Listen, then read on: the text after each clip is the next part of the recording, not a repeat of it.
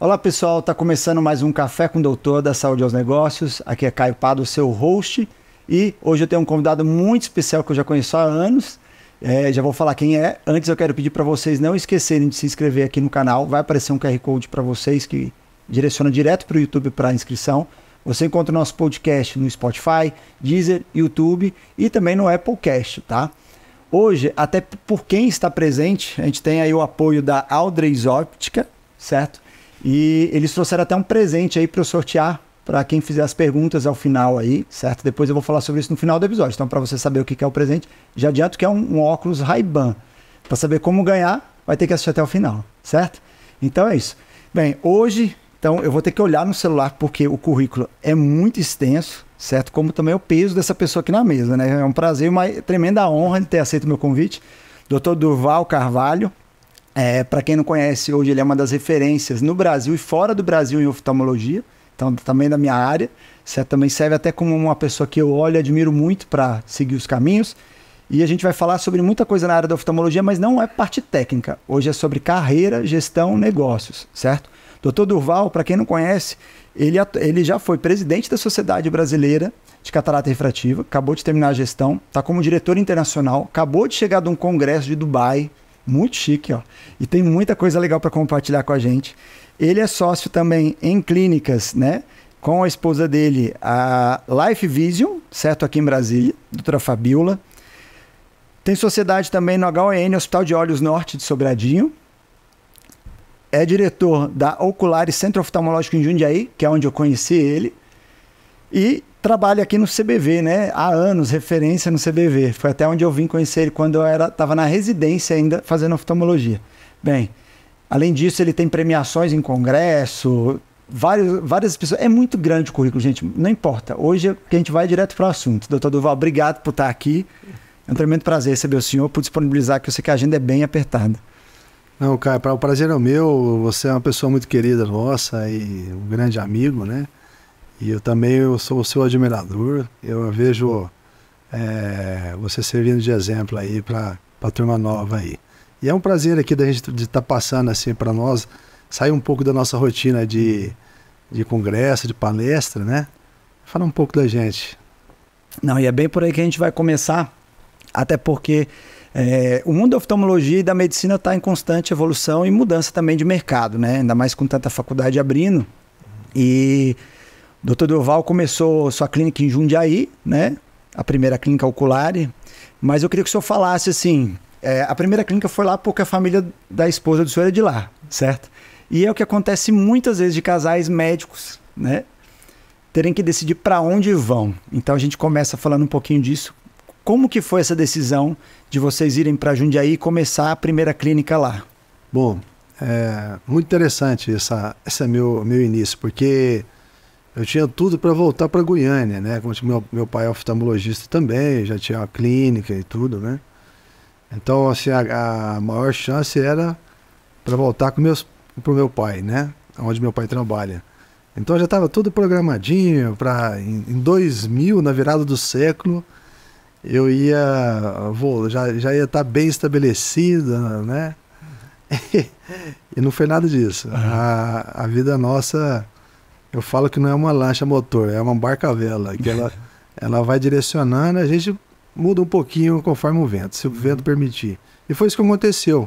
Eu fiz residência, aliás, uma residência muito boa com o Dr. Tadeu Civintal, lá em São Paulo, muito renomada, que me deu, graças a Deus, uma muito boa formação.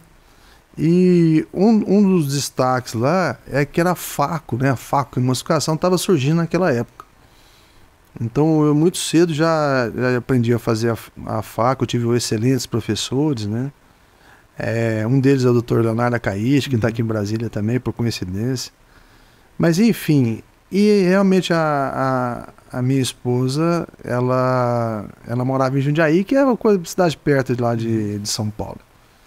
E a gente viu uma oportunidade de estar começando a vida lá, né, no nosso consultório lá, abrimos em vez de ter assumido um departamento grande, um hospital grande, eu optei por abrir uma portinha mesmo, uma sala, eram poucos metros, eu lembro, né? E a gente começou ali, com um pequeno espaço, né? mas a qualidade já estava boa de oferecer um atendimento, uma resolução cirúrgica para os pacientes. E isso que fez realmente a gente impulsionar lá na cidade. E aos poucos a gente foi conhecendo todo mundo e a gente vai, né, a gente vai sendo reconhecido pelo nosso trabalho, né?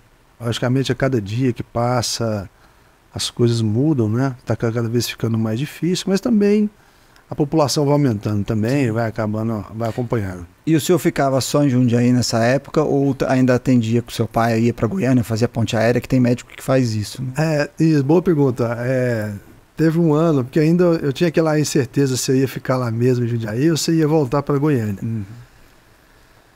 E eu aproveitei que eu estava fazendo meu doutorado na USP, e o aparelho que eu estava fazendo, a tese, ficava em Goiânia, que é o endoscópio. Uhum. Então, como minha tese era em cuidos, né, que era experimental, então eu aproveitei essa oportunidade de ter que ir lá em Goiânia para fazer a colheita dos dados da minha tese, para mim verificar se eu não estava ali deixando para trás o meu destino, entendeu? Se era mesmo para me mudar ou não, né? Então eu ficava meia semana lá em Goiânia e meia semana em São Paulo. Era muito desgastante, porque era o dia inteiro no aeroporto, né? Sim. Toda semana a gente estava no aeroporto. Então eu pegava o voo de Guarulhos das 7 horas da manhã. Essas coisas a gente não esquece, porque é difícil acordar cedo domingo, né? E na época é bom quando a gente está fazendo, né? Só depois que é ruim. Então, 7 horas da manhã de domingo, todo domingo no ano, eu estava no avião viajando para Goiânia para lá fazer essa parte e também verificar se eu tinha chance de voltar.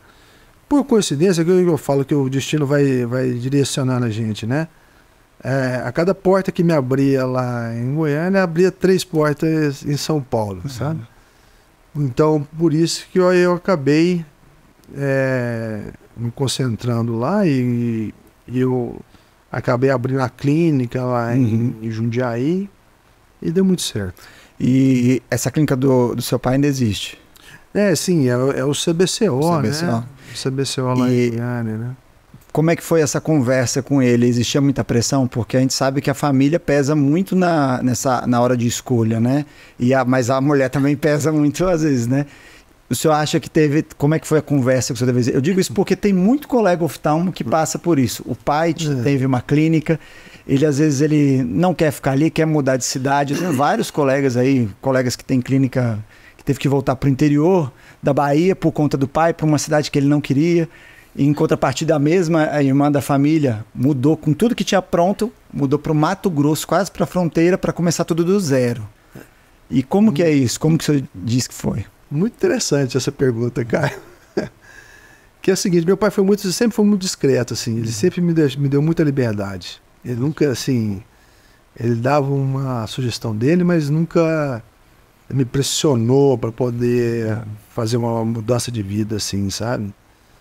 E isso me ajudou bastante, assim, sabe? De não dar peso na consciência, nem nada, né? Mesmo minha esposa, ela sempre foi muito madura, assim, em termos de se a gente precisar, se vale a pena a gente sair de Jundiaí, a gente pode sair, sim. E isso me deu muita liberdade para a gente ser uma decisão mais lógica, decisão, assim, de necessidade mesmo, de retorno, sabe? Então, quando a gente viu que os ares estavam melhores para São Paulo, Jundiaí, naquele momento, eu não hesitei, né? Eu cheguei pro meu pai e falei, pai, a coisa está acontecendo mais para cá, para mim, eu vou ir, talvez no futuro, talvez a gente se encontre de novo aí, talvez eu não descarta a chance de voltar. Mas ele, assim, ele não falou nada para mim, né? A gente escutava dos outros lá, ele achava que eu tinha que voltar, né, e tudo, mas ele nunca me falou isso para mim. Isso é bom, é importante. E o senhor tem irmãos? Tenho. Meus irmãos foram... eu brinco que eles foram mais espertos que eu, foram para a área mais econômica, né? Meu irmão já já montou, fez parte de uma sociedade para montar muitas Burger King no sul, né, do país. Legal. E hoje ele está mexendo com energia hidrelétrica. Certo. Minha irmã, além de também fazer investimentos e tudo, ela trabalha com World Tennis, a franquia do World Tennis. Então o peso da oftalmologia era todo seu, mas é muito importante que ele não jogou isso em momento algum, né? Porque acontece muito, né? Infelizmente. Eu brinco assim que ele nunca falou para mim fazer oftalmologia, mas ele me levou para a clínica dele e ele falava que a lâmpada de fenda era um videogame. Muito esperto, eu vou tentar isso com os meus filhos, viu? É uma boa. E depois disso, o senhor ficou quanto tempo em Jundiaí? E aí o senhor veio para Brasília em seguida, né? Então, eu fiquei lá, somando São Paulo, que eu fiz a residência no Tortadeu, mais Jundiaí, eu fiquei uns 20 anos em São Paulo. Bastante. É uma vida, né? E aí meu pai falou, olha, tá surgindo oportunidade, você vindo e tal, né, da oportunidade de Brasília e tudo. E eu conversei com a minha esposa e tudo, né, da gente fazer parte aí do departamento de catarata, do CBV, que é uma instituição enorme, né, um grande hospital. E aí nós viemos, e ela topou, né, a gente gostou muito da cidade, né, Brasília é uma cidade muito acolhedora, né, e eu gosto muito de ter essa miscigenação, né, de pessoas do Brasil inteiro aqui. Me divirto muito com isso. Porque, nós, os médicos, temos a chance, né, de interagir com os pacientes, né? Eu acho que é um privilégio. Então, isso foi muito bom. E a cidade é muito boa, assim, tem bons colégios, a preocupação, né? Vocês já eram pais nesse momento? Já era, dos dois. E aí, engraçado que assim, a minha preocupação era a questão da clínica, né? E minha esposa, a primeira coisa que ela veio ver foi os colégios. Que a mãe, ela fica mais preocupada, né? Ela quer garantir o direcionamento dos filhos. Então ela já encontrou bons colégios, aí a gente já sossegou e tudo, né? Então, assim, eu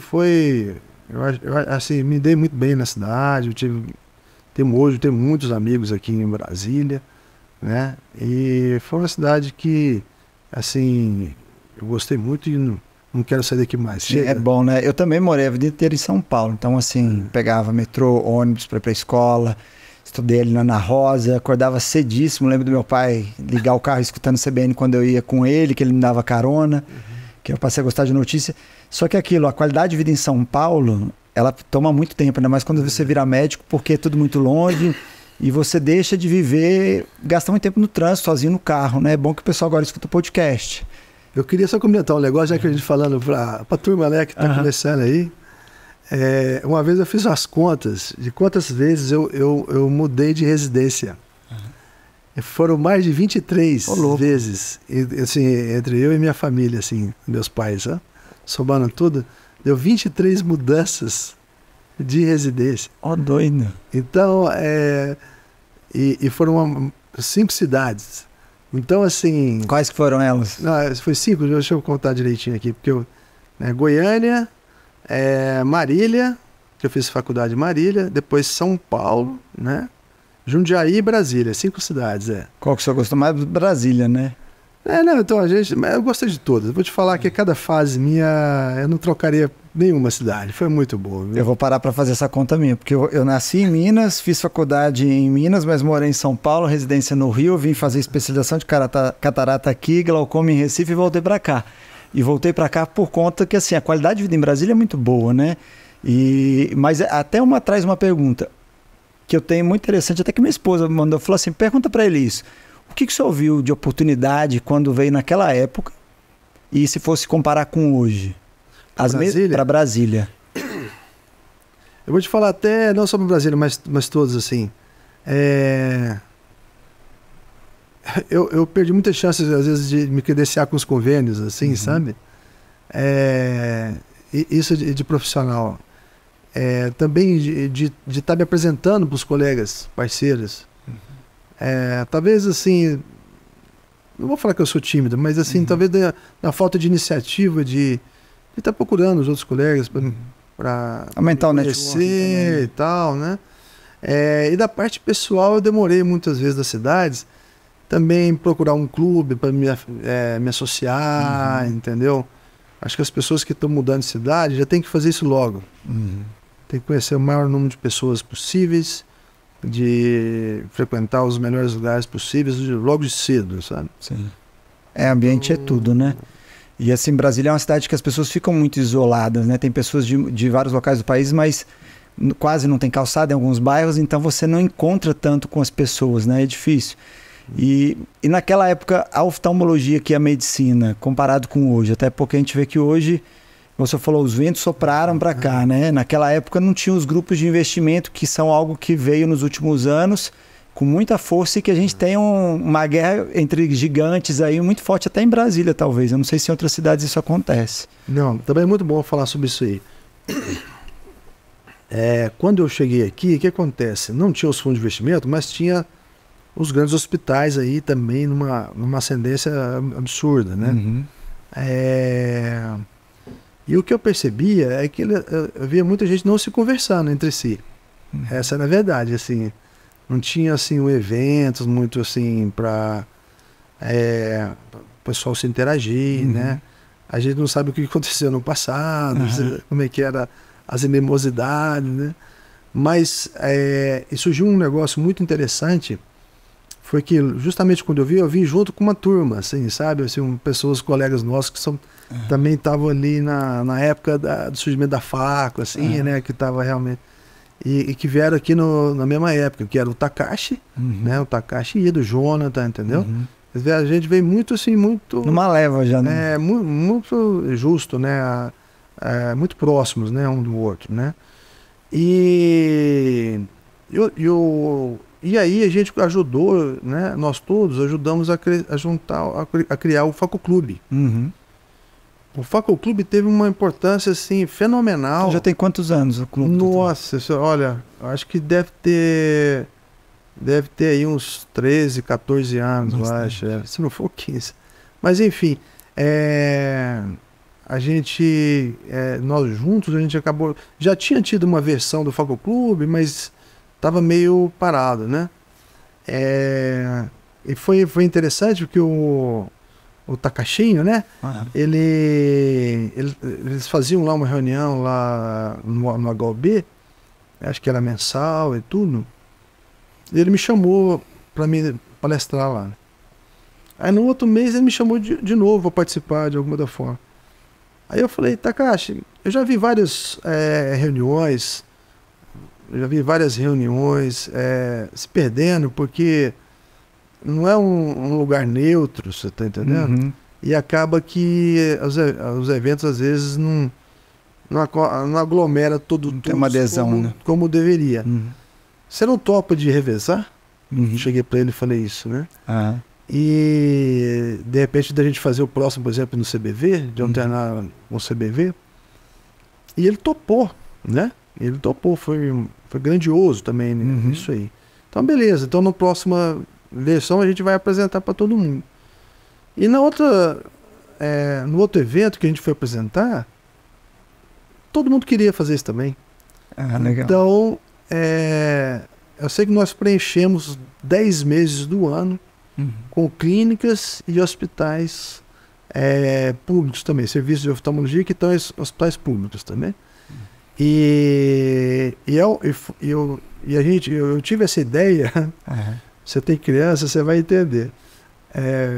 Porque olha só como são coisas pequenas que fazem as coisas grandes, né? Quando a gente estava com os meninos pequenos, né? Era uma época de muita festa de criança que você tem que ir, né? E tal, né? Eu falei para minha esposa, não vamos, nossa, não vou não. Fabinho, vai lá. Aí ela virou para mim e falou assim, se você não vai num deles, eles não vão no seu. Ela falou para mim, sabe? E eu fiquei guardado isso, entendeu? E o Faco Clube é exatamente isso. Cada um recebe os demais na sua casa, no seu hospital, né? E tem uma regra, quem recebe não dá palestra. Muito boa. Para não só se autofavorecer, entendeu? E acabar sendo obrigado de chamar os outros. E dos outros irem, né? Porque também, como você falar, é um privilégio ser convidado. Exatamente. Então, o que acontece? Se o cara boicota de não ir, ninguém vai no dele. Ah, legal. Você tá entendendo? Muito bom. Então, ele é autogestor. Aham. Excelente. Então, ele sempre se autoalimenta e aí, cara, ele passou, né? Passamos anos aí, todo mês se vendo um ao outro. O que aconteceu? Nós começamos a se aproximar do outro. Aquele cara que achava que o outro lá estava bem distante, estava inimigo, aquela coisa concorrente de outro hospital, né? Não sei o quê. Dali a pouco a gente estava um ajudando o outro. Um passando uma dica pro outro, sabe? Isso vai amolecendo as pessoas, vai ajudando, né? Fala, poxa, o cara me ajudou. Eu preciso retribuir. Sim. E aí começou a ver o quê? Uma transferência de ensinamentos. O que isso fez? Uma elevação do nível da oftalmologia de Brasília. Você fala hoje no Brasil, lá, uma representante, esses dias me veio conversar comigo, falando, doutor, a gente quer saber se a lente vai dar certo no Brasil. Testa em Brasília. A gente pergunta para os médicos de Brasília. Porque se pegar em Brasília, vai pegar no resto do Brasil. Não sou eu que estou falando, não. Sim, mas isso é verdade. Isso é um representante que veio falar comigo, entendeu? E vários colegas, quando vê uma lente nova, me ligam. Doutor, eles querem algum médico de Brasília para poder falar. Então, por quê? Porque a gente tirou as amarras, tirou as diferenças e a gente começou a conversar. Então, eu tenho vários exemplos. Nós tivemos um ano lá que a gente teve lá na USP, né? No congresso da USP, ela faz uma mesa redonda de discutidores, tinha uns 12 a 15, tinha uns 12 discutidores lá na mesa, tá? Quase a metade era de Brasília. É isso que eu ia falar hoje, você vai no congresso, as maiores cabeças que estão ali no congresso, nos cargos, são de Brasília, né? A Brasília hoje, então, da oftalmologia talvez é considerado a capital, né? O centro com maior eu diria que peso, um dos centros da catarata hoje aqui é Brasília, né? E também outras áreas estão despontando também. Mas o que é legal mandar a mensagem aqui é que a união faz a força, entendeu? A gente conseguiu fazer uma união sem levar em conta a questão da parte econômica, da parte outros interesses, entendeu? E todo mundo, quando entra lá no evento, a gente meio que esquece outra parte. Aí quando veio os fundos de investimentos, né? Que Brasília foi o celeiro também dessa iniciativa aí dos fundos de investimento nas clínicas, né? Eu fiquei muito preocupado, porque eu pensava que ia matar o Facoclube, assim, eu fiquei com esse receio, né? Porque ia prevenir, assim, ia agrupar algumas clínicas, né? E eu fiquei com receio disso haver uma divisão assim forte, você tá entendendo? E não aconteceu. A gente via um bom senso assim as pessoas que estavam na direção de estar chamando o outro do outro fundo para poder participar do evento dele, sabe? Mostrar que realmente aquilo lá que a gente tinha criado lá estava acima desse interesse financeiro todo. Então, o tamanho respeito que cada coordenador tem com o outro, você está entendendo? Então, isso para mim foi uma prova muito grande de que o Facoclube tinha amadurecido, tá? E isso é um fato histórico, no meu modo de ver, que eu acho que não tem assim em outros lugares do mundo aí, sabe? Então, quando a gente pega isso, o que eu acho muito interessante do perfil do senhor é que, assim, é um médico que teve uma ascensão na parte acadêmica, tem publicação em livros internacionais, junto com seu pai também, e vários livros nacionais, autores, né? Autoria. E, ao mesmo tempo, tem a parte do Dr. Durval, gestor, empresário, né? Como que o senhor, quando que foi que começou, sempre andou lado a lado, essa parte, ou porque, de fato, produção científica não é algo que você começa, ou você já tem isso desde a faculdade ou não tem, porque a maioria já começa lá. E até trazendo um pouquinho, voltando só um pouco no tempo em relação ao Jundiaí, quando vocês vieram para cá, como é que vocês ficaram? Porque a clínica ainda existe. E como que foi fazer isso? De mudar para Brasília, ter uma clínica lá e ela conseguir girando. Hoje tem outros sócios. Como é que vocês conseguiram ter uma segurança para deixar ela um pouquinho de lado, assim, talvez? Não sei se estão de lado. Você adivinhou as perguntas que você queria que eu fizesse? Não é possível. Olha, bom, muito interessante. Vamos falar um pouco da parte filosófica também, que isso influencia nisso tudo aí que a gente está conversando, tá? Eu tive, assim, eu considero meu pai um médico de alma, assim, um médico realmente... ele não conta o dinheiro, não. Ele conta o atendimento, o melhor atendimento. Junto com isso, a parte de criatividade. Uma coisa que anda junto com ele e comigo também. Uhum. A gente gosta muito dessa questão de criar, né? Criar soluções, né? Bom, então essa parte humana, meu pai me passou muito, muito bem. Essa parte de, tipo assim, o atendimento com o paciente, com humanidade, isso é o prioritário. Não interessa o resto. Então, por mais que seja a pressão, entendeu? Então, tá sempre ético com você e com a sua consciência. Então, isso é uma coisa que eu não... que eu aprendi muito cedo e está enraizado, e eu fui adaptando às outras coisas.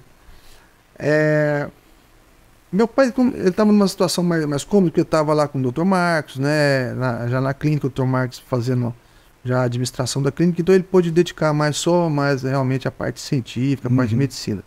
Mas como eu caí no mundo, né, como eu fui morar fora e tudo, eu tive que encarar essa parte também, essa parte, vamos dizer assim, econômica aí do outro lado da medicina, né? E a outra pilar que também a gente tem que botar junto também é a família. Uhum. Porque tem a ver com o tempo. Que na verdade você tem que distribuir o seu horário no trabalho, né? Essa parte econômica, a parte de saúde, que você tem que fazer exercícios, enfim, né? Tem que recrear.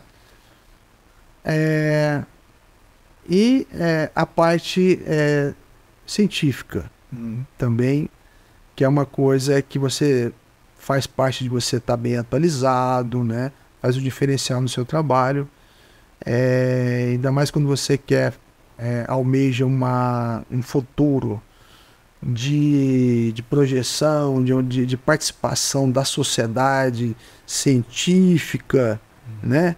De estar realmente podendo aí ajudar uma esfera maior, né? De ensino, que é uma coisa que eu gosto de ensinar, também te rouba muito tempo, muito tempo. E, ao mesmo tempo, tem que te sobrar tempo para sua família. Principalmente quando você tem filhos pequenos. Né? Principalmente quando você tem filhos pequenos. E para a esposa também. Então, essa logística para você distribuir sua atenção e seu tempo e seu estresse nisso aqui tudo gera um pouco de estresse. Uhum. Gera um pouco de estresse. Então, o perfil de cada um, ele vai descambar pode descambar para algum lado. Uhum. E eu fico observando, né? Uhum. Meu pai já era oftalmo, então eu fico observando os perfis de cada um desde que começaram até, né, o que está hoje. Então é muito importante isso. Então, assim, há perfis de médicos que penderam mais para a parte de ciência somente, entendeu? Sim, é o médico que gosta do congresso, quer o reconhecimento da classe, né? Que está sempre ali. Mas assim, ali, mas muito disso, entendeu? Uhum. Tá publicando bastante, porque vicia esse negócio, sabe? Então, ele vai... E aí, uma coisa chama a outra, porque se você chama, e aí você arranja um doutorado, vai te roubar mais tempo ainda. Uhum. Você arranja depois, por exemplo, você está namorando, pensando, aí acontece um fellow, surgiu um fellow lá nos Estados Unidos, entendeu? Em Cleveland, um lugar que todo mundo almeja, Wills Eye Hospital, Wilmer Eye, enfim. Então, aí ele começa a ter que escolher as coisas, o que ele vai sacrificar, entendeu? Então, eu já vi casais se separando para poder, por conta de pegar essa o caminho que cada um vai, né? Essa caminho. Outros adiam o casamento, outros levam a esposa para lá, larga tudo e leva a esposa para lá. Eu já vi de tudo, já para te falar a verdade, né? Outros pendem para a parte econômica. Parte mais econômica. E aí o tempo dele é, né, muito movido, mas relacionado ao dinheiro também, assim. Não quer dizer que ele não vai atender mal, não, mas ele gasta o seu tempo maior para gerar mais recursos, entendeu? Sim. Então eu já vi colegas, por exemplo, voltar do trabalho 11h30 da noite, com criança de 1 ano, você tá entendendo? Porque a vontade, a necessidade, a importância que ele dá para aquilo lá é muito maior do que isso aí. Já vi outros perderem o casamento por conta disso, você tá entendendo? Porque né, ele dita o que é infinito e o que não é, entendeu? Sim. E cada um distribui a sua negócio. É igual às vezes um pescador que viu um cardume ali, e passa 2 dias pegando peixe e esquece de tomar água, de comer, de ir pro banheiro, tá certo?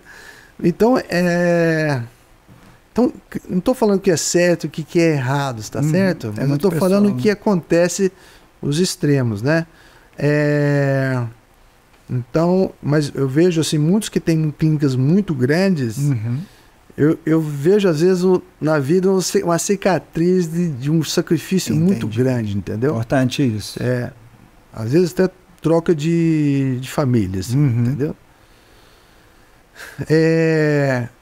Mas repito, não estou falando que é certo nem errado, cada um só tem seu negócio. Não perder o fio da conversa. O senhor, quando virou pai, foi planejado ou como é que foi? Porque o meu não foi, e assim, até pra gente saber, antes da gente evoluir nisso, como que foi... O senhor estava em São Paulo, né, na época, né? Pelo que eu entendi. Eu estava em Jundiaí já. Estava em Jundiaí.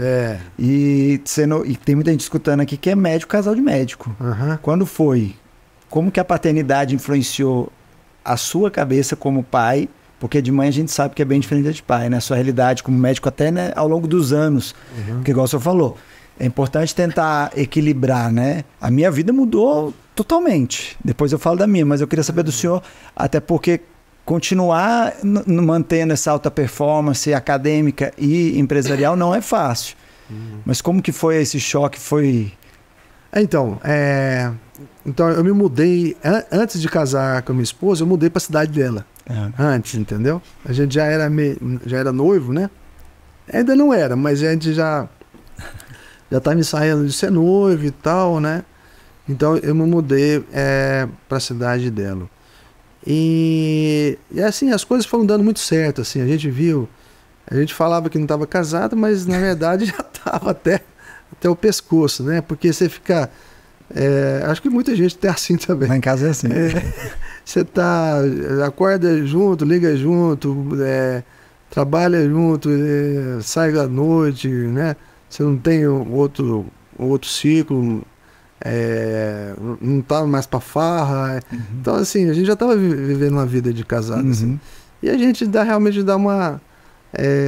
a coisa foi acontecendo. Aí foi uma coisa assim... que coincidiu meus filhos com o nosso casamento já, assim, sabe? Mas foi uma coisa, tanto um desejo mútuo, assim, um desejo... no começo foi ela mais, assim, mas na verdade era um desejo de ambos, né? E que foi a melhor coisa da minha vida, foi o casamento. Eu vejo que muita gente faz piada de casamento, né? Porque o casamento, quando você tem uma pessoa que te ama, que te apoia, ela vira uma parceira também, sabe? E ela te dá incentivo pra gente. Até pra montar o centro cirúrgico, não sei se tem um pouco a ver aqui, né? Porque eu já queria montar o centro cirúrgico logo lá, né? Ela falou, não, espera. E eu acredito muito na intuição feminina, sabe? São ótimos. Né? Eu acredito muito. Conselheira é excelente. E aí ela me segurando e tal, né? Aí no ano seguinte eu fui pra feira hospitalar lá em São Paulo, enorme, gigante, né? Aí eu liguei pra ela, falei, Fabíola, tem uma chance, eu fiz um orçamento aqui pra gente montar o centro cirúrgico. O nosso volume de cirurgia já tinha aumentado, sabe? Isso convenceu ela. Aí ela falou, não, agora pode. Legal. Aí a gente fez. E deu muito certo.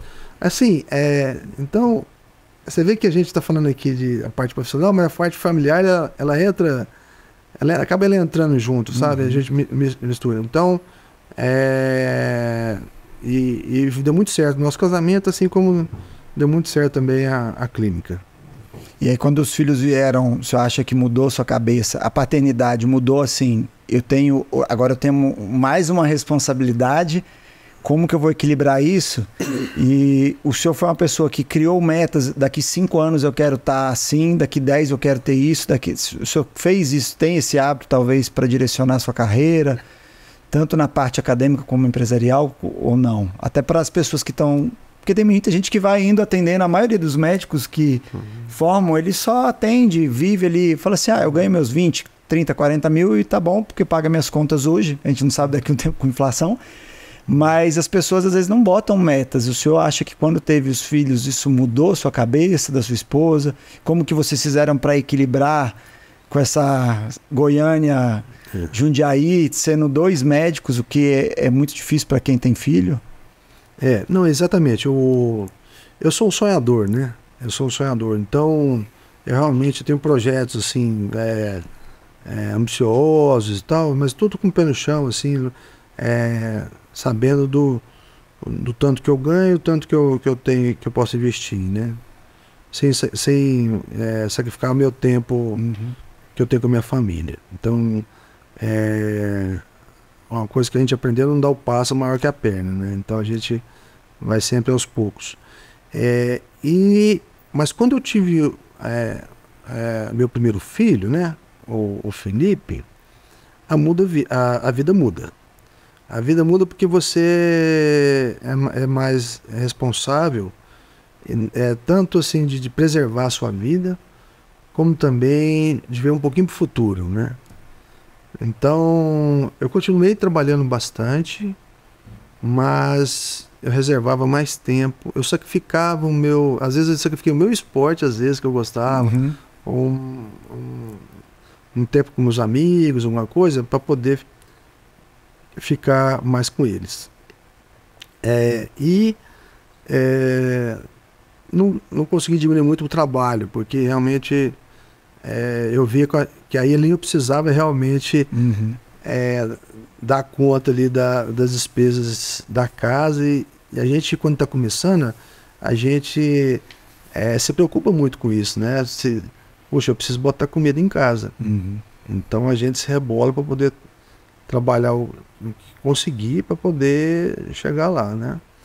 E nessa época a parte científica ficava pela madrugada. Então, nunca ficou abandonada, sempre manteve. Não consegui nunca sair da minha parte científica, não. Desde as minhas primeiras palestras lá, né? Eu nunca mais consegui. Sempre tive, você tem vontade de mandar um tema e tal, né? E aí o pessoal aceitava, gostava do tema, aceitava, e aí continuei sempre apresentando. E sempre quis fazer bonito, me esforçar para fazer o máximo possível das minhas palestras. Então, como eu estava lá, começando a vida, começando a clínica, com os filhos pequenos e tudo, o que eu conseguia fazer na madrugada. Entendi. Então, várias vezes eu tive que varar a madrugada para conseguir apresentar um negócio bacana e tal. E o senhor acha que o fato do senhor ser dono de uma clínica, ser empresário e não ser só um médico empregado, isso te ajudou a ter uma segurança, de certa forma, financeira, para conseguir aproveitar a família, tendo outros médicos trabalhando na clínica? Então, depende a fase, depende o local, depende a clínica que você está falando, entendeu? você ter uma clínica é sempre um risco. Não é para todo mundo. Não é para todo mundo, porque exige um investimento, pode não dar, pode não ser rentável como se espera. Existem outros investimentos mais rentáveis que às vezes uma clínica, você entendeu? Só que e outra coisa é que tem que ter um pouco do dom de administração. Uhum. Porque não é fácil você coordenar a parte administrativa, não é fácil, ainda mais hoje em dia. Uhum. Você tem que ter consciência de imposto de renda, de administração, de telefonia, de aparelhos, de Marketing, gestão, de é muita marketing, coisa, né? são muitas coisas, entendeu? E aí, é que a gente estava falando da distribuição do tempo, né? É difícil hoje você ter um médico hoje que ele é excelente numa área e excelente na outra. Uhum. E é porque ele compete com ele mesmo. Porque se você fala, ele é um cara bom de administração e bom de medicina. Mas e se ele pegasse aquele tempo que ele está dedicando à administração e ficasse só na medicina? Uhum. Só na ciência, só no não sei o quê, entendeu? E compete com ele mesmo dividindo a atenção e o foco, atenção. Né? Vou te dizer uma coisa, né? Em Jundiaí, quando a gente está na clínica pequena, você acaba tendo que fazer tudo, né? Uhum. Faz catarata, faz refrativa, faz glaucoma, ali acaba te força para fazer muita coisa você mesmo. Então eu estudava, falei assim, eu vou fazer também catarata e refrativa, que é o que eu tinha aprendido e tal.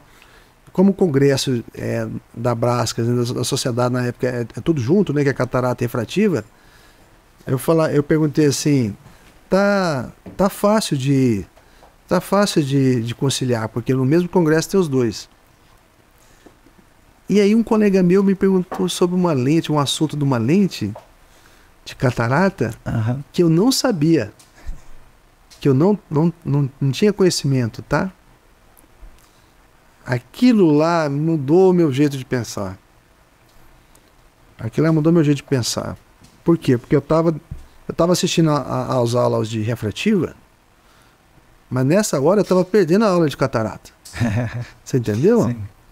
Então eu estava querendo virar o super-homem, né, para fazer tudo, mas eu estava perdendo as minhas aulas de catarata. E vai de cada um. Uhum. Para alguns, fazer um pouco de cada já resolve o problema dele. Mas como particularmente eu, queria virar um expert em catarata, sim, porque as palestras me exigem isso, eu falei para minha esposa, olha, quando a gente for para Brasília,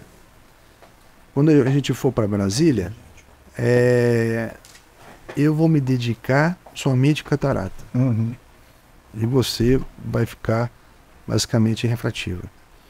E foi a melhor coisa que eu fiz. Então eu cresci meu nível de catarata por conta disso, pela dedicação do tempo. E aí isso mesmo também serve para a parte administrativa e da parte científica, entendeu? E como que ficou a parte de administração, gestão das clínicas de vocês hoje? Tem sócios que são médicos operadores ou não? São administradores mesmo? Então, hoje eu tenho administradores assim, né, bem mais capacitados do que eu, né? Uhum.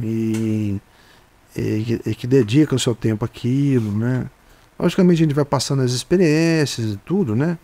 Mas eles que têm eles que fazem aí o meio de campo aí, né? Uhum. Porque também é uma ciência, né? É uma ciência que exige muito estudo, né? É tudo. Agora, logicamente a gente participa das decisões, né? Uhum. As decisões grandes a gente participa, influencia, ainda mais eu que passei por várias praças, né? Sim. Clínicas pequenas, clínicas médias e agora hospitais grandes, né? Então, o que o senhor cometeu, talvez, que o senhor julgaria assim, qual foi um erro que trouxe o aprendizado da sua primeira clínica, lá em Jundiaí, lá no começo, para as próximas que o senhor tem atualmente aqui, por exemplo, a Life Vision?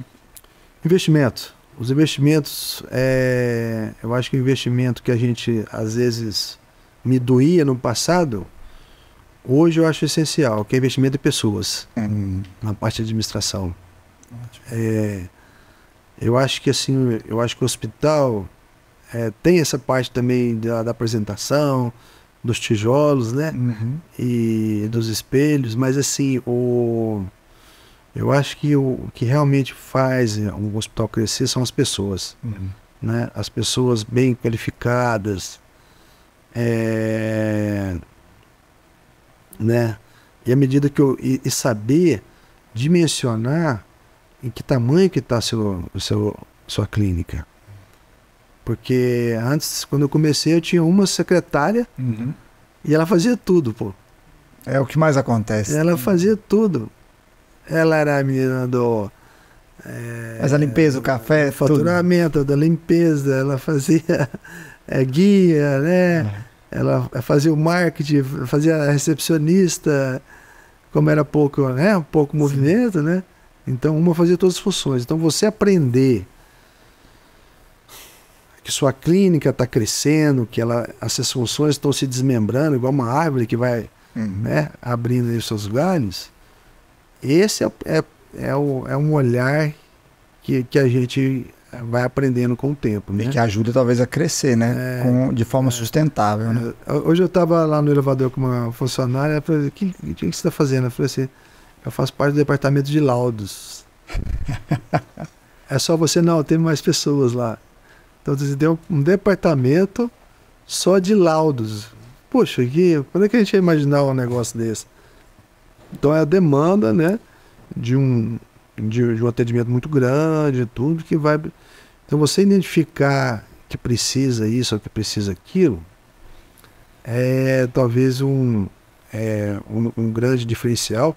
E ao mesmo tempo de reduzir, né? Então você vê o exercício danado dos administradores, quando teve essa pandemia, né? Que o hospital só estava acostumado a crescer, de repente começou a diminuir. Os administradores, os profissionais souberam, né? Adequar aí os gastos para aquele movimento que estava bem menor. E o senhor trouxe uma coisa muito importante, né? Até de se manter atualizado e entender o momento da clínica. Como você falou, tem um departamento de laudos.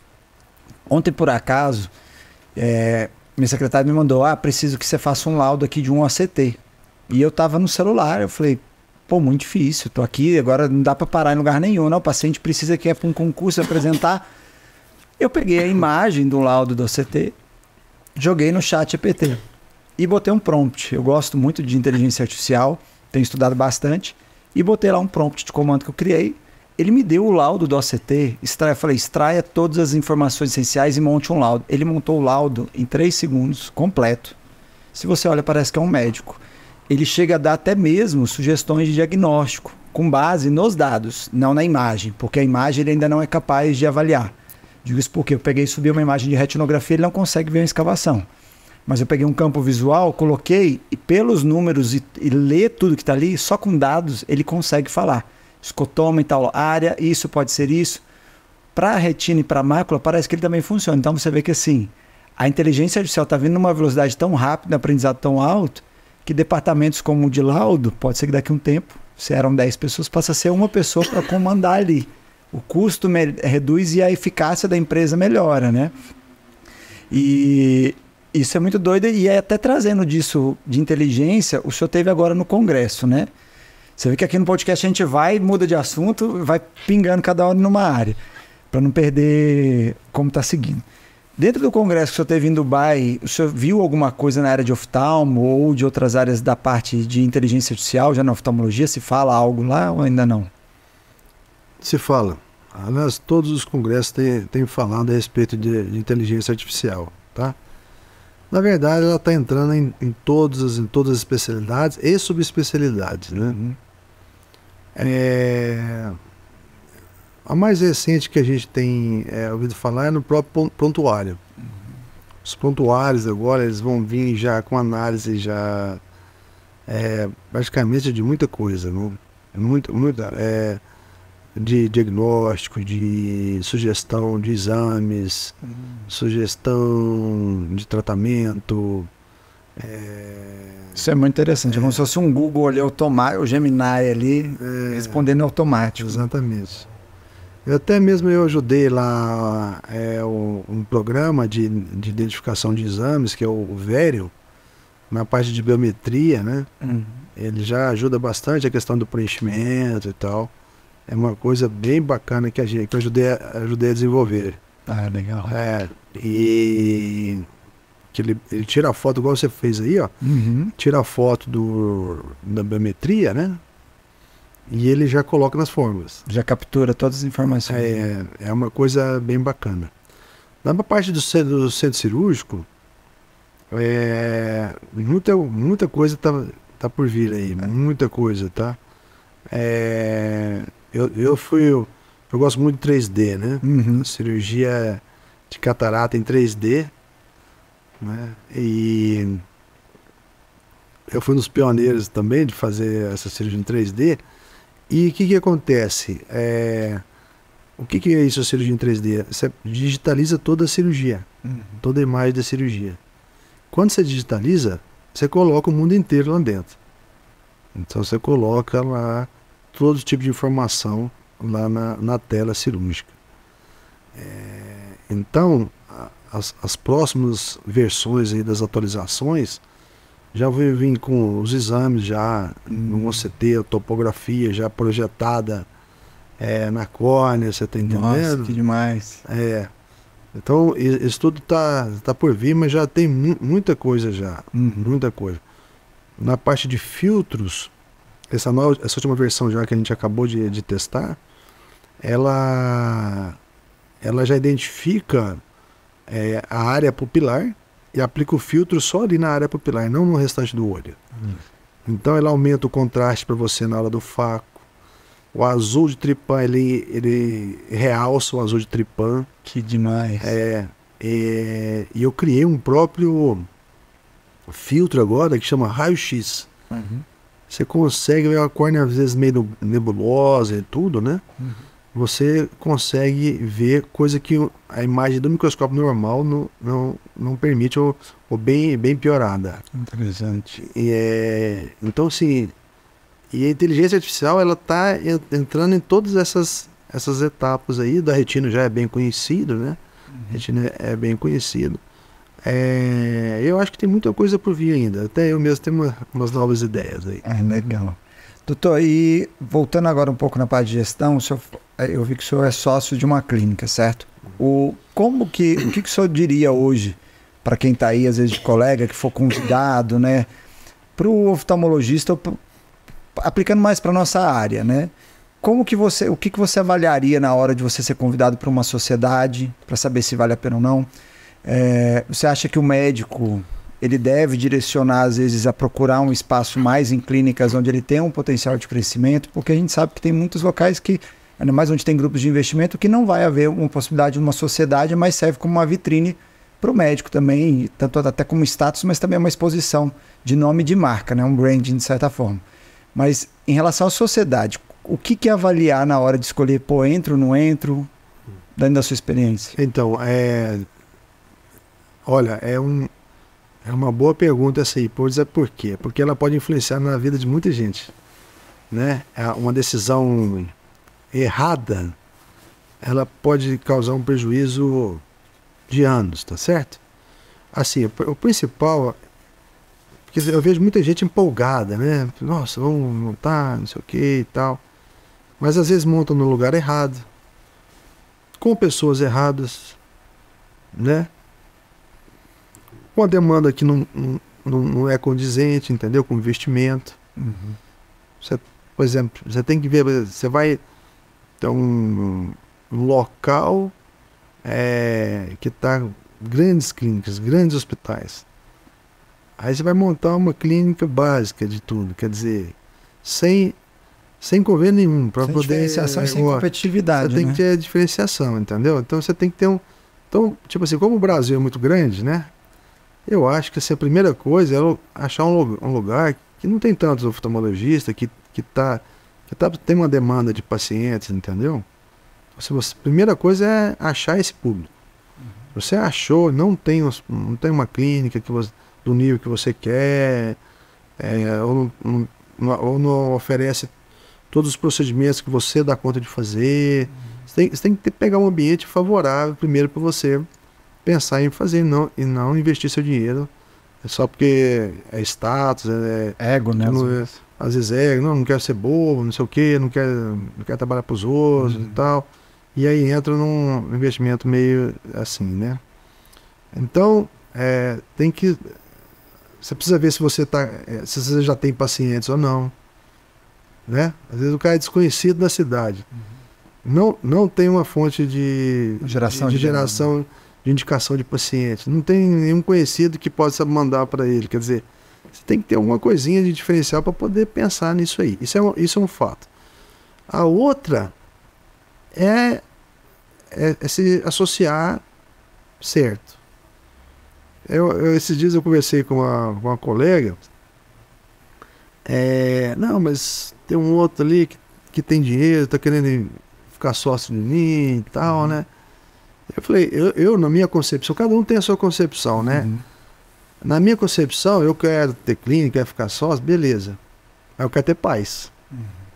Eu não abro mão da minha paz, entendeu? Porque paz é energia. Se você ficar... tipo assim, se para você tanto faz você ter uma pessoa complicada do seu lado, maravilha. Então você tem um estômago maior, você encara aí uma pessoa mais difícil de se lidar, né? Agora, às vezes um sócio às vezes tem muito dinheiro, mas não é uma pessoa muitas vezes muito correta, uma pessoa muito gananciosa. Não, mas no contrato eu acertei todas as cláusulas, revi todas as cláusulas, esquece. Se não, durante o decorrer da vida, vai aparecer situações que as cláusulas não estão previstas nas cláusulas. Né? E aí vai gerar o quê? O bom senso e o caráter. Então, se você não está com uma pessoa correta do seu lado, você vai sofrer.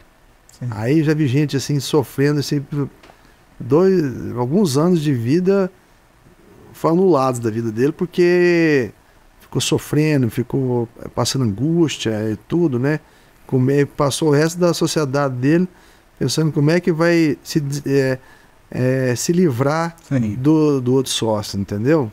É aquilo, né? Dinheiro por dinheiro você pega no banco, arruma algum outro local. O sócio tem que ser alguém que agregue valor e te traga alguma coisa de positivo. E te respeite. E te respeite, entendeu? É um casamento, você entendeu? E te respeite. Então tem que ter bom senso, né? Então, se tiver uma pessoa de boa índole, eu recomendo isso, as pessoas de boa índole. Eu prefiro uma pessoa de boa índole com menos dinheiro, com menos recursos, do que uma pessoa de má índole com mais recursos, entendeu? Sim. Que a teórica, a curto prazo um favorece mais, mas a longo prazo uma pessoa de boa índole ele talvez te traga mais, tá? Então, mas é uma coisa assim, capciosa. Muitos falam assim, não, só dá dor de cabeça. É igual o casamento também. Né? Assim, todo casamento, ele tem dias e dias.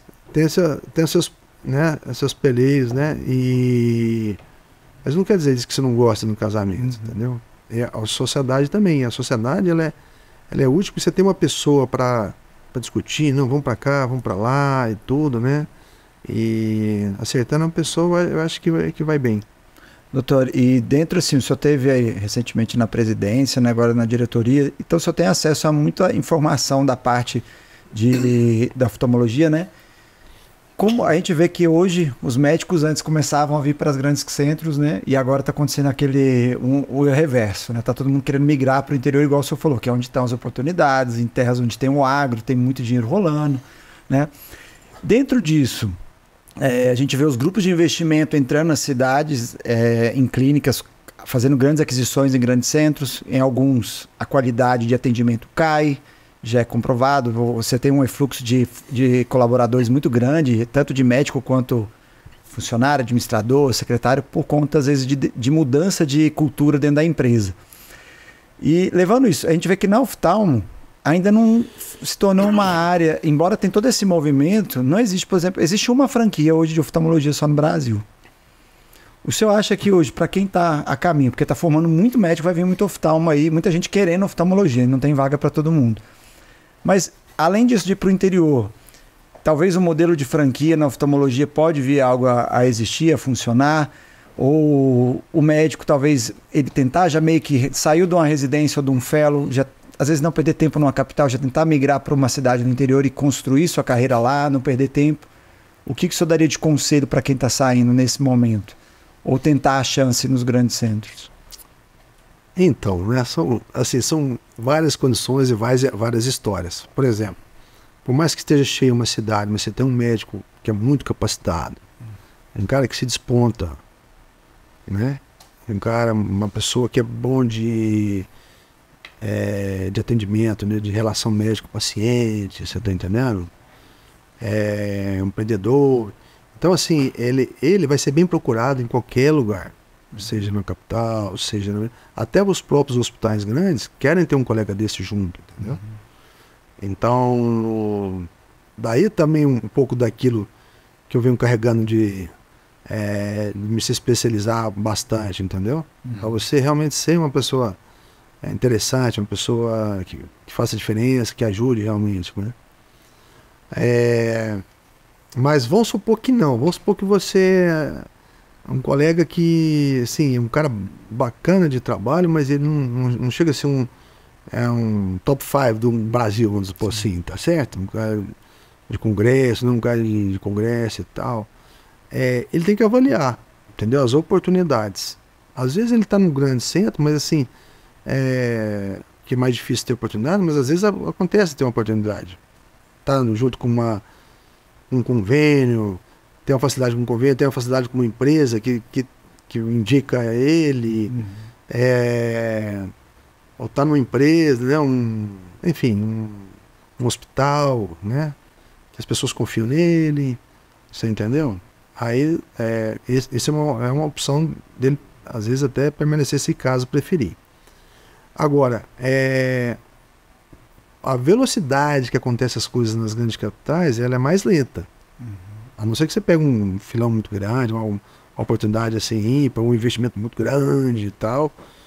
Mas de abrir portinha e de começar, não é que não vai dar certo, é que vai ser muito lento, entendeu?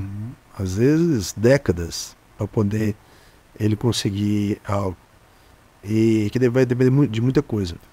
Agora, quando você vai numa cidade, né, mais no interior e tal, ou média, que a demanda ainda falta muito grande, falta de médico ainda é grande,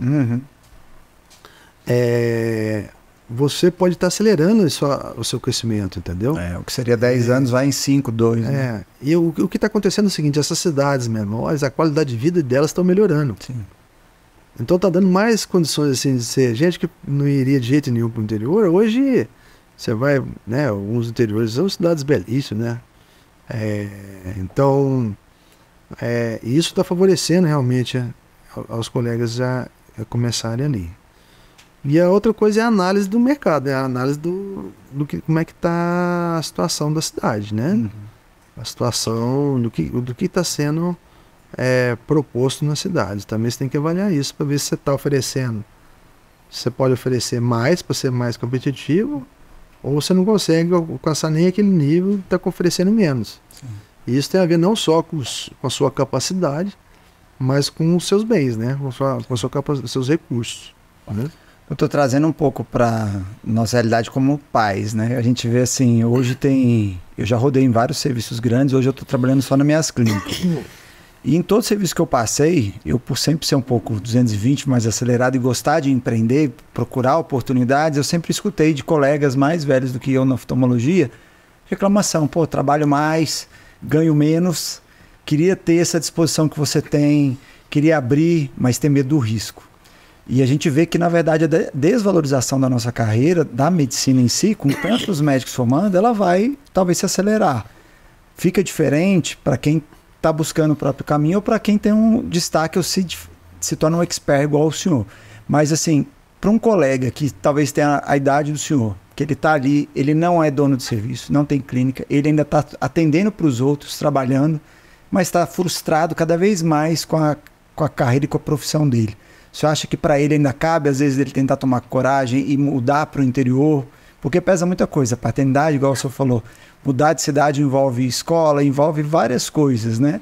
Eu mesmo fui pensar de mudar de bairro em Brasília, não mudei porque no prédio que eu ia mudar não tinha parquinho para minha filha brincar. Eu falei, não dá, ela é uma criança que gosta de gente igual eu gosto, então ela não vai conseguir ficar lá.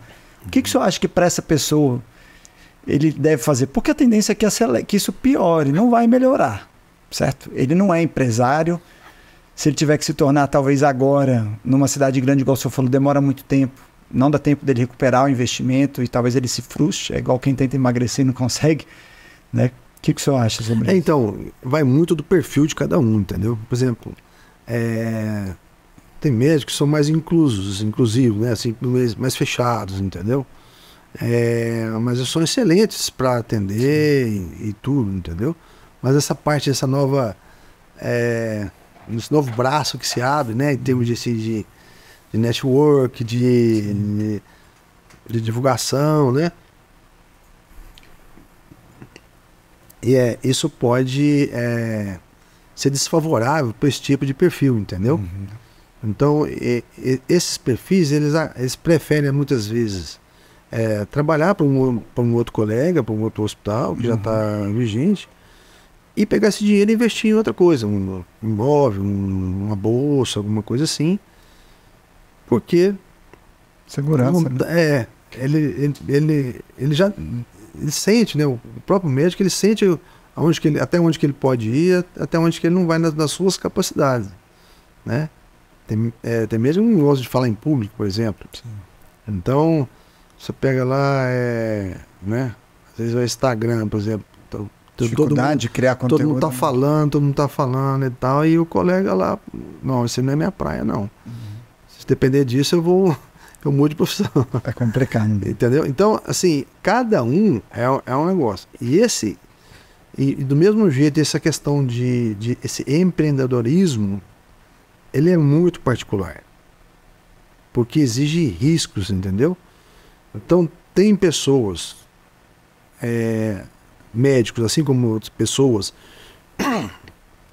que eles têm facilidade de ter risco, porque na cabeça deles, se ele perder de primeira, ele vai tentar de novo, e ele vai não sei o quê. E outros que arriscam às vezes lá e muitas vezes se perdem. Você, puxa, e agora? Entendeu? Não tem... Ele não se sente à vontade para ficar arriscando e tal, e muitas vezes de perceber o que está acontecendo, entendeu? Uhum. Porque estou te falando, a administração é uma coisa que não é para muitos, entendeu? Por exemplo, assim, eu já vi clínicas se perderem por conta... me dá um exemplo na minha clínica. Na minha clínica lá, eu tinha uma funcionária que estava se perdendo as glosas. Ela estava perdendo as glosas. Então a chance de reivindicar as glosas do convênio. Uhum. E depois descobri que alguns convênios, né, fazem questão de ter glosas, né? Sim. E então, assim, só de questão de questionar. Ela tinha receio de questionar a glosa e o convênio cancelar, o convênio, descredenciar a gente, entendeu? Isso, né? Da cabeça dela. Sim. Quer dizer, até descobrir isso aí, você imagina o dinheiro que não se perdeu, né? O furo que foi, você entendeu? Uhum. Então, assim, não eu estimulo as pessoas a tentarem tudo, né? Mas é risco, entendeu? É a questão de... E assim, eu entendo algumas pessoas não quererem correr esse risco. Sim. Você entendeu? E muitas vezes pega aquele dinheiro lá e investe em outras coisas que dão muito mais certo às vezes. Sim. Então não tem uma regrinha assim categórica, não. Sim. E para a gente ir quase indo para o final do nosso episódio, o senhor chegou à presidência. Isso foi algo que passou pela sua cabeça anos atrás? Ou como que o senhor mirou isso? Já tinha esse objetivo ou não? Isso caiu na sua vida de alguma forma? Até porque a gente sabe que é aquilo, como a gente falou, muitos médicos querem ter destaque na parte acadêmica, querem ter reconhecimento em congressos, às vezes, e na sociedade médica. Para quem que é isso? O que o senhor daria de conselho para ele, que não é empreendedor, mas que gosta dessa parte mais acadêmica? Olha, eu confesso assim, que eu fui muito estimulado por conta de eu ter nascido nesse ambiente. Meu pai, né, praticamente sempre participou, logo cedo, sempre participou da sociedade, né? Na época era a Sociedade Brasileira de Catarata, né? Implantes de lentes intraoculares, que chamava, né? E meu pai foi presidente, né? E tudo, e eu, quando era pequeno, ia lá participar de alguns congressos e tal. Então eu fui criado nesse meio e assim, logicamente isso me influenciou bastante. Então era realmente um prazer meu se pintasse essa chance. Não me matei para chegar lá, assim, eu me esforcei, mas me matei para mim da parte científica, tá? Mas o senhor fez porque o senhor amava, não porque o senhor queria isso. Isso foi talvez um resultado. Não, e eu recebi um convite, entendeu? Para ser. Eu não fui. Eu não cheguei a articular muito para chegar lá, não. Mas então, eu recebi o convite, eu fiquei muito agradecido e honrado de ter recebido isso aí. Mas foi na hora que eu assumi realmente, é que eu percebi o peso que é ser o presidente de uma associação dessa. Essa era a minha próxima pergunta. É mesmo? Então eu já vou emendar. Se eu falar assim, contar pra gente, peguei uma presidência, porque as pessoas podem achar que é só subir lá, status, não. O que traz esse cargo pro médico de responsabilidade? Então, o que acontece? A cirurgia de catarata hoje, ela está numa fase assim, que ela já foi mais valorizada no passado, entendeu? E porque as coisas vão melhorando, né? A tecnologia vai melhorando e tudo. Então, hoje nós estamos numa fase assim de excelência da catarata, né? Hoje uma cirurgia que antes era às vezes mais de 1 hora, hoje menos de 10 minutos, sim, né? Você faz a cirurgia. Mas, logicamente, a gente sabe que tem muita coisa envolvida de ensinamento, de aparelho, de técnica, sabe? Então melhorou muito para o paciente. Mas para o cirurgião ele tem que estar bem treinado para poder fazer isso. E quando eu vi, uma coisa que eu percebia antes era que as técnicas dos cirurgiões aqui do Brasil são muito boas. Os cirurgiões brasileiros são excelentes, tanto na execução como na criatividade. Haja visto que tem várias técnicas de brasileiros, lentes intraoculares, né? Enfim, saem de cabeças brasileiras. E quando eu fui nos congressos internacionais, eu ficava um pouco decepcionado de não ver tanto brasileiro lá. Então você ia no congresso da ESCAS, né, que é o Congresso Europeu. Eu nunca consegui nenhum deles ainda. Então. Mas quando você for lá, você vai ver, por exemplo, hoje o Congresso da Europa é o maior do mundo. Mas no passado tinha pouquíssimo brasileiro lá, né? E aí quando eu assumi a presidência, um dos meus lemas era promover essa divulgação da capacidade dos cirurgiões de catarata refrativa brasileiros. Então, você vê, o Brasil hoje tem, se não me engano, mais de 22 mil oftalmologistas. Esse aí é quase que a metade da América Latina inteira, você está entendendo? E se eu comparar com os países menores, que são menores, né, os países da Europa, é uma coisa absurda, tipo, de oftalmologistas, tá certo? E com muita criatividade. Então, eu comecei a trabalhar A Braskem já tinha conquistado muita coisa na Askers, que é o americano, né? Sim. E aí eu comecei a trabalhar também na Europa, na Eskers. E eu consegui, rapaz, a gente conseguiu fazer agora uma conexão com eles. A gente hoje é filiados da Eskers. Hoje a gente é reconhecido como se fosse um país europeu lá, na Eskers. Então, a gente vai... Aqui nós estamos no início ainda, mas a gente vai participar da comitê científico deles, que vai realizar o programa, né, científico deles. A gente vai ter esse ano agora, na Eskers, que teve em Barcelona, a gente conseguiu realizar a primeira sessão combinada entre a Braskem, a Eskers e a Sociedade Internacional de Refletiva. A primeira, e teve fila na porta para poder entrar, sabe? Então, foi um negócio assim, histórico pra gente, né? E lá teve lançamentos de lentes intraoculares, trifocais, não diria nem que trifocais, é full range, vamos dizer assim, que é a cobertura quase que total, de um dos laboratórios criada por um brasileiro. Olha só. Que é o João Marcelo Lira, criou uma lente agora que vai ser lançada, que foi lançada lá, e a gente teve chance de apresentar uma das primeiras apresentações dessa lente, foi lá nessa sessão que a Braskem estava inaugurando. Então, foi assim para mim, foi uma comemoração dupla, né? Então, que é o que eu justamente estava procurando, essa maior representatividade de cirurgiões brasileiros lá fora. Nós temos um dos melhores oftalmologistas do mundo aqui. Legal. Entendeu?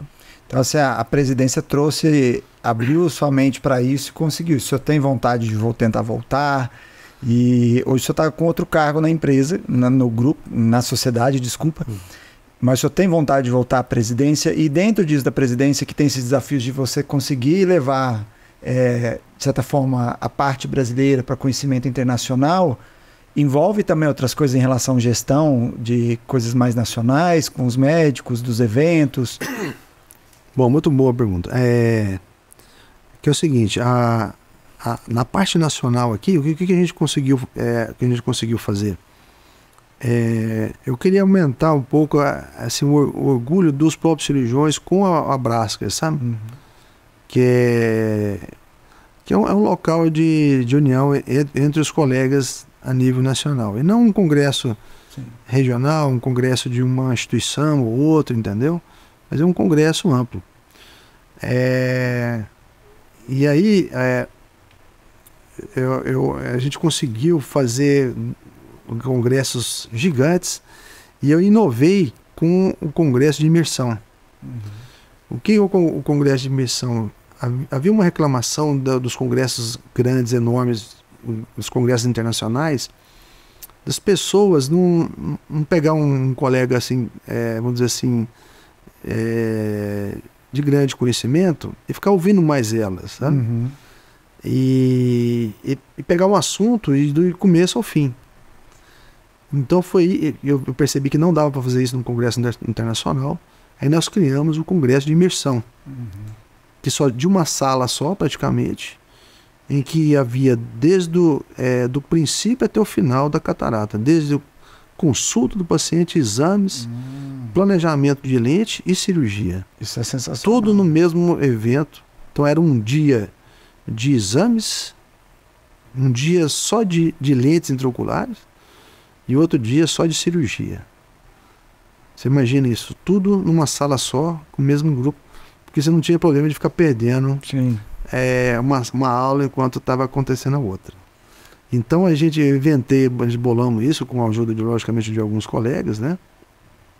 E nós fizemos o primeiro em Brasília. Nós fizemos 2 anos em Brasília, o imersão em 2 anos em Brasília. Então isso foi um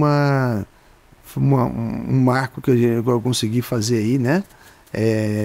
Na gestão. E só lembrando que eu consegui já trazer, trazer alguns congressos brasileiros para cá antes disso, né? A gente conseguiu trazer do SBO, da Sociedade Brasileira de Oftalmologia, foi em 2015.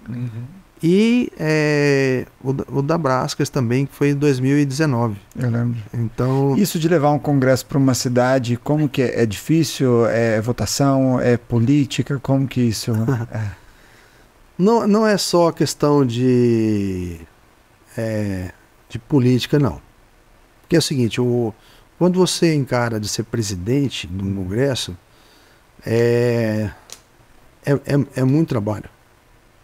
Então, isso faz com que o presidente ele acaba escolhendo a cidade que ele reside, porque é muita coisa para resolver, entendeu? E ele estando mais próximo ali, ele já conhece, ele tem as amizades, influência na sociedade, então precisa de ter uma autorização de tal departamento e pra tal. Tudo, né? É igual você casar e fazer na praia, casamento na praia. É complicado, dá pra fazer? Dá, mas é muito difícil. É muito difícil, porque você não conhece ninguém, você não entendeu? Então, isso é um motivo porque a maioria dos presidentes acaba tendendo a fazer na sociedade. Logicamente, né? Tem o reconhecimento local, isso tudo também realmente faz, mas isso é o principal. Agora, isso tudo não é o mais importante. O mais importante é para saber se a cidade sede comporta o seu congresso. E aí, o que aconteceu? O congresso da Braskas cresceu muito. Ele cresceu muito. E quando a gente viu o tamanho dele, a gente percebeu que não era qualquer cidade que comportava ele. Inclusive, como ele cresceu muito de São Paulo do ano passado, né? Do ano passado, de 2023, foi gigante, superou as expectativas. Já estava reservado o Rio de Janeiro para esse ano.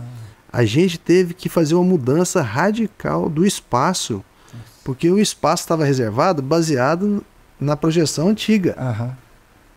Só que o congresso tinha bombado, o congresso deu mais de 5.000 pessoas. De atender sexualmente agora. Você está entendendo? Exatamente, entendeu? E aí chegou lá, o espaço era pequeno. Então nós pagamos uma multa para praticamente quase duplicar o espaço lá. E agora vai voltar para porque são poucas cidades que comportam esse congresso. Então são várias nuances, vários quesitos que tem que ser preenchidos para poder fazer um congresso. Não é uma coisa tão simples, não. É bom porque as pessoas acham que é fácil e simples, né? Eu achei interessante isso que o senhor trouxe da imersão, porque a gente vê que o médico na formação dele é aquilo que a gente já conversou. Ele não aprende administração, não aprende marketing nem nada. Alguns vão procurar ter algum conhecimento. Eu até fiz algumas pós para ter em gestão de saúde, mas de fato eu prefiro que o administrador faça porque ele é 100% aquilo. E dentro disso da imersão, eu acho interessante porque vocês trazem para o médico dele pegar ali alguém que é referência para abrir como que é a rotina do consultório, para entender como que esse médico tem uma boa performance, indicação, alta conversão de lente. E dentro disso, agora talvez já porque a gente está estourando o tempo, saber da sua prática hoje dentro do consultório. O senhor, como trabalha com catarata, a gente sabe que existe a parte onde há uma parte comercial. O senhor aborda isso ou deixa para um concierge lidar sobre isso? Como que é a parte de indicação hoje para ter tanto uma entrega para o paciente de um produto de mais qualidade, né, dele conseguir ter uma independência de óculos, mas também ter um bom retorno para a clínica e para o profissional?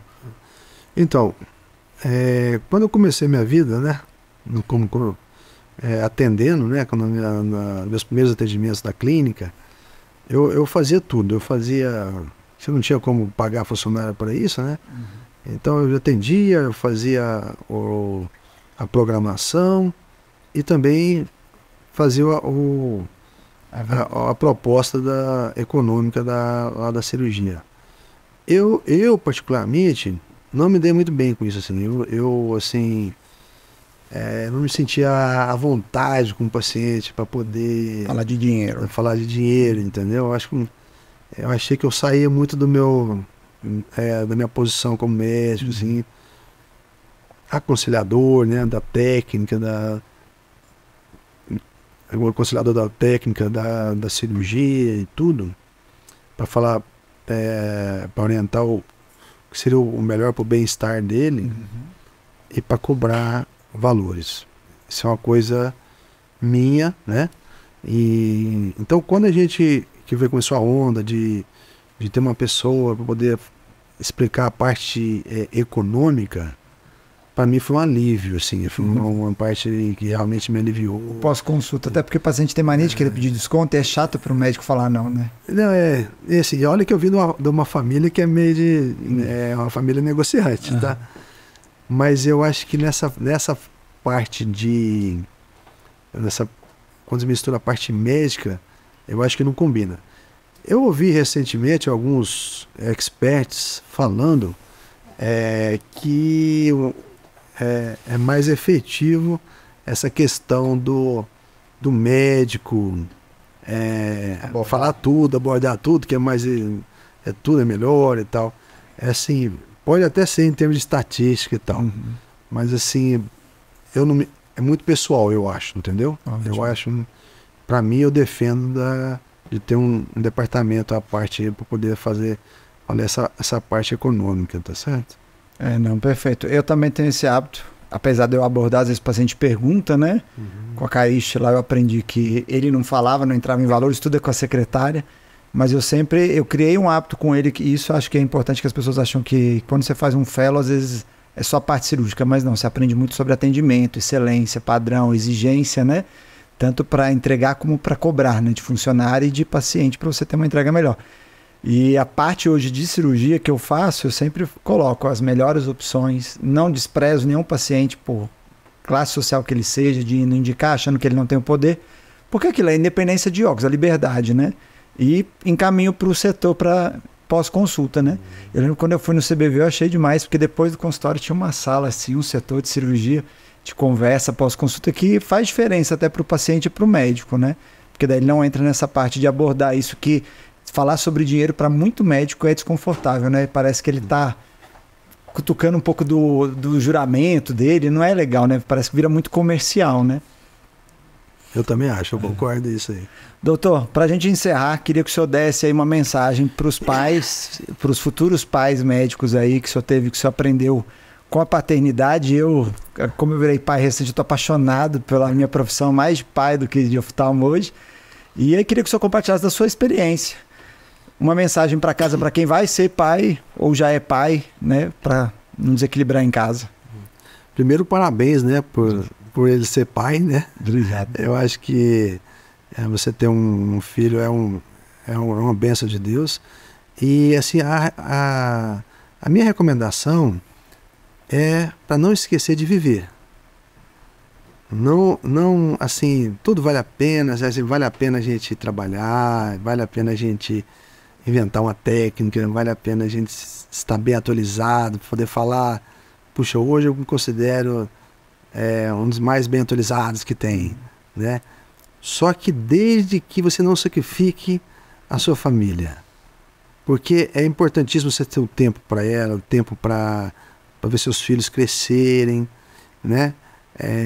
Tanto para você como para eles também, entendeu? Porque isso vai repercutir no futuro deles, entendeu? Então é muito valioso. Hoje é que às vezes, tipo assim, se fosse cobrado, devia ser cobrado isso, sabe?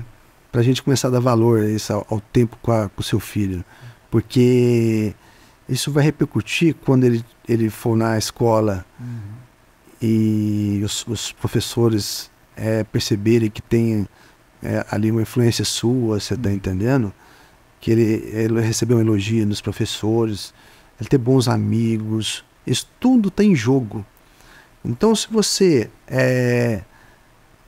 fica enfeitiçado muito por essas coisas que realmente a gente de enfeitiçar, né? Porque é muito tentador a gente, né, trabalhar e ter muito paciente e descobrir uma técnica. Isso aí, se você deixar, você entra num ecossistema perigoso, né? Exatamente, pode ser muito tóxico para você também. Então, escute um pouco a sua esposa, fica um tempo com a sua esposa, fica um tempo deixa reservado um tempo para os seus filhos, por mais que as coisas te tendenciem para outro lado, entendeu? Então, não posso perder a oportunidade. Sim, eu particularmente, eu perdi muita oportunidade na época. Mesmo essa minha vida de sociedade, eu atrasei ela. A minha esposa chegou para mim e falou assim, olha, não é hora disso. Nossos filhos estão pequenos. Eu esperei eles crescerem, entendeu? Para eu poder aceitar. Aí entrei na fila, né? Então, eu perdi oportunidades financeiras que hoje eu podia estar milionário. Bilionário às vezes, né? Sim. E eu perdi. Mas assim, não quis abrir mão da minha integridade, entendeu? Meu respeito com os pacientes e com minha família. Então assim, eu tô aqui como exemplo, eu me considero um dos exemplos, né? Que é possível você conseguir muita coisa sem ter que sacrificar tudo isso aí. Eu sacrifiquei, lógico, sacrifiquei minhas horas de sono, sacrifiquei algumas coisas que eu era para divertir, que eu era para lá e tudo. Mas o essencial eu consegui manter numa média boa. Então, se for para deixar um recado, é isso aí. Você tem como crescer naquilo que você quer, alcançar seus objetivos, mas sem botar o pé na lama. E sem passar a família para trás, né? Deixar em segundo plano, né? Família e os amigos, né? Eu vejo hoje que a coisa que eu mais gosto de ser chamado hoje é papai. Fico doido, já tô doido de voltar para casa. Eu reduzi minha carga horária nos trabalhos para poder ter tempo. Então, assim, tem a aulinha de natação, tem a aulinha de artes, eu fechei a agenda mais cedo, eu passei a atender menos paciente, falei, não vou abrir mão disso, porque os primeiros anos é o que o senhor falou, né? Eu tô com a Maria com 1 ano e 7, o Joaquim tá com 40 dias. Então, assim, é um tempo que passa muito rápido e se a gente não aproveita, depois, quando ele cresce, é igual o Piangers já falou, né? Depois ele vive aos amigos e o videogame, ele vive o mundo. Então, os primeiros anos são fundamentais, né?